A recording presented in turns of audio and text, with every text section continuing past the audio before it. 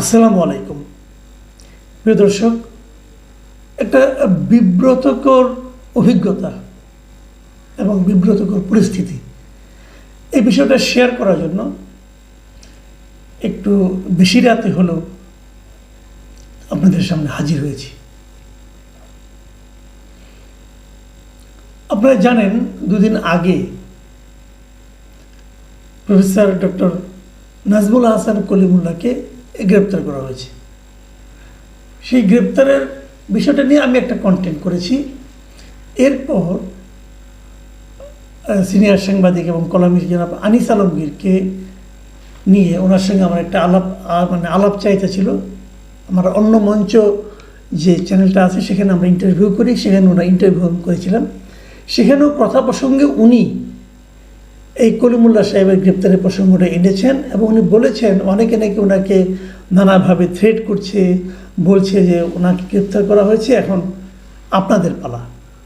তো আমি নিজেও এটা নিয়ে ক্লিয়ার করেছি যে ওনাকে গ্রেপ্তার করা হয়েছে একটা দুর্নীতি মামলা। যদিও আমি মনে করি এই মুহূর্তে যে মামলায় ওনাকে গ্রেপ্তার করা হয়েছে তার চেয়ে অনেক বড় বড় মামলা থাকা সত্ত্বেও, দুদকের মামলা থাকা সত্ত্বেও অনেকেই বাইরে প্রকাশ্যে ঘুরে বেড়াচ্ছেন এবং এ কারণে মানুষের মধ্যে একটা ধারণা জন্মেছে আসলে দুর্নীতি মামলাটা অজুহাত মাত্র। মূল ঘটনা হলো কলিমুল্লাহ সাহেব এমন কিছু কথাবার্তা বলছেন, সেটাকে আপনি গুজবই বলেন আর সত্যিই বলেন, সেগুলো সরকার হয়তো পছন্দ করছেন না, যে কারণে তাকে থামিয়ে দেওয়ার জন্য এই কাজটা করা হয়েছে বলে অনেকে ধারণা করছেন। তো এই বিষয়গুলো কিন্তু আনিস আলমগীরও বলেছেন, আমিও বলেছি।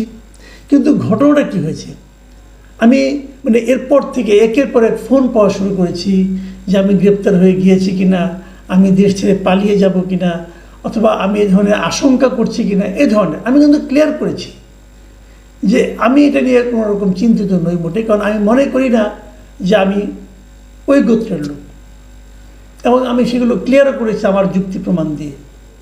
কিন্তু এগুলো কে শুনে? কেউ কেউ এটাকে ইস্যু করতে যাচ্ছে, কেউ কেউ এটা নিয়ে বলে আমোদ অনুভব করতে যাচ্ছে, এবং আমার মনে হয় কেউ কেউ আমাকে ভয়ও দেখাতে চাচ্ছে। আমি আজকে সারাদিনে কত যে ফোন পেয়েছি কতজনের কাছ থেকে, সবাই বলছে সাবধানে থাকবেন। আচ্ছা ভাই, আমার সাবধানে থাকা না থাকা কী আসে যায়? সাবধানে থাকার অর্থটা কী? আমি কোথায় থাকবো? আমি তো আমার বাসায় থাকবো। তো কলিমুল্লাহ সাহেব তো তার বাসায় ছিলেন, সমস্যাটা কী? সাবধান মানেটা কী? আমি এগুলো আসলে বুঝি না। যারা আমার ব্যাপারে উদ্বেগ প্রকাশ করেছেন তাদের প্রতি আমার কৃতজ্ঞতা, তারা আমাকে ভালোবাসেন বলেই তো করেছেন। তারপরেও আমি যে একটা নমুনা আপনাদেরকে দেখাচ্ছি এগুলো আসলে কেন ছড়িয়ে যায়। দেখুন, আপনারা একজন বিখ্যাত লোক, আমাদের একজন সাহিত্যিক, কবি সাহিত্যিক, আমি কয়েকগুলি ফেসবুক স্ট্যাটাস আপনাদেরকে পড়ে শোনাই, তাহলে আপনি বুঝবেন যে আমি কোন ঝামেলার মধ্যে আছি।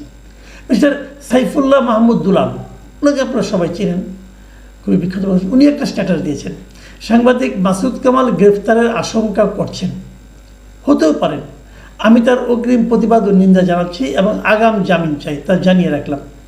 ওনার যে এই আন্তরিকতা আমার প্রতি, এটা আমাকে স্পর্শ করেছে। কিন্তু প্রথম যে বাক্যটা, যে সাংবাদিক মাসুদ কামাল গ্রেফতারের আশঙ্কা করছেন, এটা আমি কারো কাছে এই ধরনের আশঙ্কার কথা এখন পর্যন্ত প্রকাশ করিনি, এবং আমি মনে করি আমি এই ধরনের আশঙ্কা করছি না। আমি তো এমন কিছু করিনি যে আমাকে গ্রেপ্তার করা হতে পারে, আমার মধ্যে কোনো মামলা নেই, কোনো কিছু নেই, কেন আমি আশঙ্কা করব?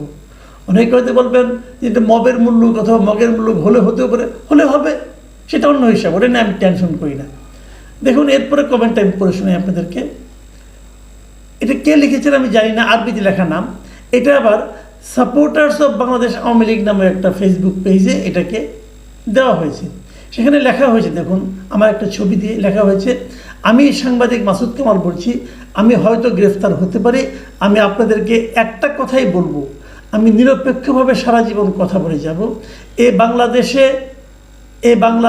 বাংলাদেশের ইতিহাস যাকে নিয়ে লেখা, সেই বঙ্গবন্ধুকে আমি কখনো অপমানিত হতে দেব না। আমি যদি গ্রেফতার হয়ে যাই, আপনারা সবাই এই দেশের পক্ষ নিয়ে কথা বলবেন।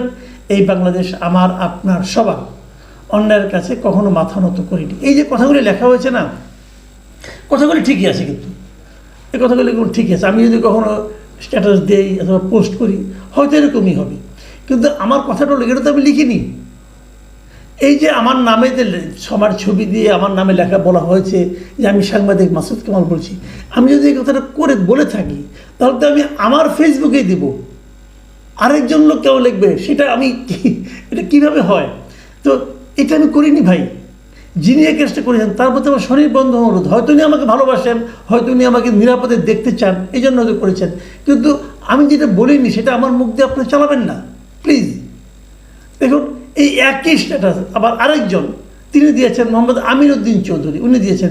এর মধ্যে কোনটা আগে কোনটা পরে আমি জানি, একই কথা, আমার একই ছবি দিয়ে আমিরউদ্দিন চৌধুরী সাহেব উনি দিয়েছেন, আপনি আগে দিয়েছেন না উনি আগে দিয়েছেন, অথবা দুজনের আগে আরও কেউ দিয়েছে কিনা আমি জানি না। তো এই বিষয়গুলো আমাকে কিন্তু আমার বিভিন্ন সুরির যারা আছেন তারা আমার কাছে পাঠিয়েছেন। তো এই কথাগুলি আমি বলিনি এভাবে, আমি স্ট্যাটাস দিলে তো আমিই দিতাম, তাই না? দেখুন, আরও আছে, কালের কণ্ঠে একটা ফটোকার্ড বানিয়েছে, কলিমুল্লাহ সাহেব কট, এবার আপনার পালা কামাল ভাই, যেটা আবার ইনভার্টেড কমার মধ্যে আছে। এটা কিন্তু আপনি মিস করতে, এটা আপনি খুব একটা যে আপনার অসত্যতা বলতে পারবেন না, কারণ এই কথাগুলো আমাকে আমার একজন দর্শক বলেছিল এবং সেটা নিয়ে আমি একটা কন্টেন্ট করেছিলাম। কিন্তু এখন ওইটুকু যদি আপনি দেন, কেবলমাত্র একটা ফটোকার্ড বানান, তাহলে এই জিনিসটা কিন্তু একটা ভুল মেসেজ মানুষের মধ্যে দেয়। কালের কণ্ঠকে জাতীয় দৈনিক, তাই না? ওনাদের আমার মনে হয় যে আরেকটু সতর্ক হওয়া উচিত। ওনারা যখন কিছুকে দেন সেটা তো মানুষ সিরিয়াসলি নেয়। দেখুন, কালের কণ্ঠ আরেকটা করেছে, কলিমুল্লাহর পর আনিস আলমগীর, পান্না, মাসুদ কামাল কোশ্চেন মার্ক, তারপরে লিখেছে বিস্তারিত কমেন্টে। মানে তারা প্রথমে ফেসবুক দিয়েছে, মানুষকে আকর্ষণ করেছে, তারপরে বলছে যে কমেন্টে যান। আচ্ছা, এই যে কথাটা যে কলিমুল্লাহর পর আনিস আলমগীর, পান্না, মাসুদ কামাল, এটা মনে হয় না যে ঘটনাটা এই ধরনের ঘটছে অথবা ঘটতে যাচ্ছে? আসলে কি তাই? আপনি দেখেন নিচে একটা কমেন্ট দেওয়া আছে, কমেন্টে একটা লিঙ্ক দেওয়া আছে, আমি এই কমেন্টের লিঙ্কে গেলাম, যে কী পেলাম দেখুন, যে পেলাম কালের কণ্ঠ পত্রিকার একটা নিউজ, সেখানে হলো আনিস আলমগীরের প্রশ্ন, কলিমুল্লাহর পর আনিস আলমগীর, পান্না, মাসুদ কামাল। তো আপনি ওটার মধ্যে আনিস আলমগীরের প্রশ্ন এই কথাটা দিলেন না কেন? তো মানুষকে যে আকর্ষণ করা, মানুষকে যে একটা বিভ্রান্তির মধ্যে ফেলে দেওয়া, এটা কি একটা জাতীয় দৈনিকের জন্য ঠিক হয়? কারণ আমাকে একজন ফোন করে বললো যে আপনি নাকি অ্যারেস্ট হচ্ছেন। আমি কোথায় পেলেন? ওই কেন কালাই কণ্ঠ লিখেছে।